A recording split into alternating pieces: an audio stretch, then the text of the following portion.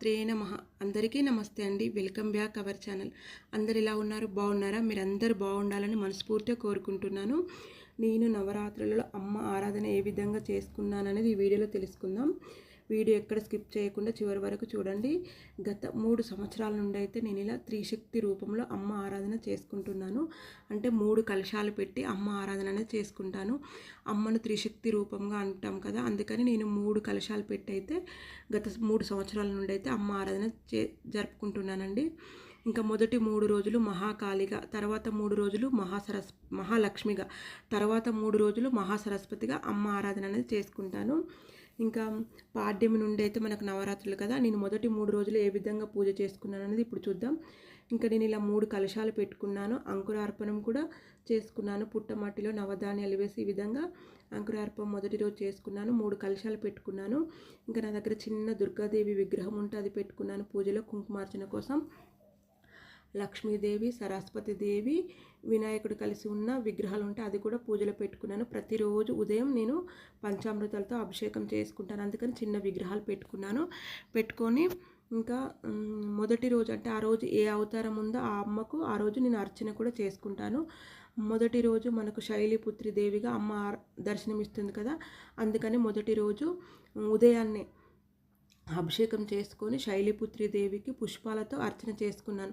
ఎర్ర చందనంలో కొంచెం వాటర్ కలిపి ఒక్కొక్క పుష్పాన్ని ఎర్ర చందనంలో అద్దుకుంటూ శైలిపుత్రి దేవికి పుష్పంతో అర్చన చేసుకున్నాను, చామంతి పూలతో.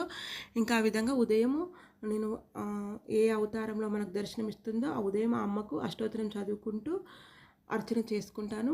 అదేవిధంగా ఉదయం ఖచ్చితంగా ప్రతిరోజు నేను కనకదార సూత్రం చదువుకుంటాను, అపరాజిత శ్లోకం చదువుకుంటాను ఉదయం పూట. ఇలా చేసుకుంటాను. ఇంకా ఉదయం పూట అయితే నేను నైవేద్యంగా నిమ్మరసము, పాలు, తేనె ఇవి నైవేద్యం పెడతాను ఉదయం. ఇంకా సాయంకాలం అంటే మధ్యాహ్నం కూడా నేను ఇంట్లో ఉంటాను కాబట్టి, హౌస్ వైఫ్ని కాబట్టి మధ్యాహ్నం కూడా నేను 11:30 కల్లా మనం ఇంట్లో టిఫిన్ చేసుకుంటాం కదా, గారెలు కానీ పూరి కానీ ఏ టిఫిన్ చేసుకుంటే ఆ టిఫిన్ ఉల్లి వెల్లుల్లి లేకుండా అమ్మకు నివేదన చేసి నేను మధ్యాహ్నం పూట అయితే టిఫిన్ తింటానండి.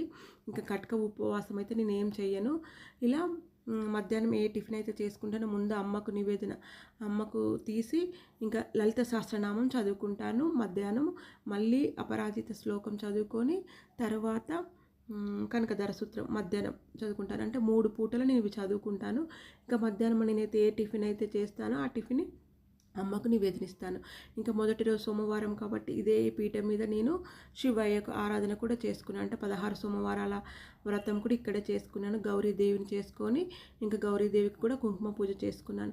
ఇంకా నెక్స్ట్ డే మనం ఆ పూలన్నీ అంటే కదపకుండా, కలశాలు కదపకుండా పూలన్నీ నీట్గా తీసేసి విగ్రహాలను అయితే కదుపుతానండి. ఎందుకంటే నేను ప్రతిరోజు అభిషేకం అనేది చేసుకుంటాను. ఇలా ఈ విగ్రహాలను అభిషేకం చేసుకుంటాను. మళ్ళీ ఉదయం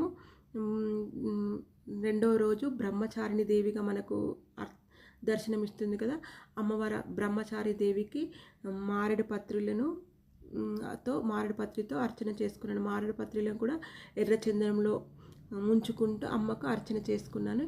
ఇంకా సాయంకాలము ప్రతిరోజు దుర్గాదేవి అష్టోత్తరం చదువుకుంటానండి. ప్రతిరోజు సాయంకాలం దుర్గాదేవి అష్టోత్తరం చదువుకుంటూ అమ్మ కుంకుమ పూజ చేసుకుంటాను. దేవి ఖడ్గమాల చదువుకుంటూ పసుపుతో అర్చన చేసుకుంటాను. మళ్ళీ సాయంకాలం కనకదార సూత్రం చదువుకుంటాను, అపరాజిత సూత్రం చదువుకుంటాను, దుర్గ సప్తశతి అది వింటాను. నాకు చదవడం రాదు కాబట్టి వింటాను.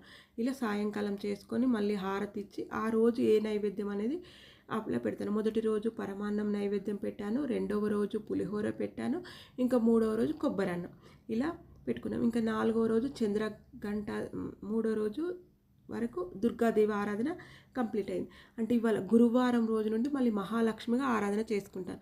సేమ్ ఈ విధంగానే నిమ్మరసము, పాలు, తేనె ఉదయం పెట్టుకొని అమ్మవారి సూత్రాలు చదువుకుంటూ శ్రీ సూక్తం పెట్టుకుంటూ అమ్మవారికి చక్కగా అభిషేకం చేసుకొని లక్ష్మీదేవి అష్టకంతో ఉదయం పూట పూజ చేసుకొని ఇంకా కనకదార సూత్రం ఇవన్నీ చదువుకుంటాను. మధ్యాహ్నం పూట ఇంకా టిఫిన్ పెట్టి లలిత సహస్రనామం చదువుకుంటాను. అలా మధ్యాహ్నం కూడా అమ్మవారికి దీపాలు వెలుగుతాయి కదా, కొంచెం మధ్యాహ్నం ధూపం వేసి హారతి ఇస్తాను.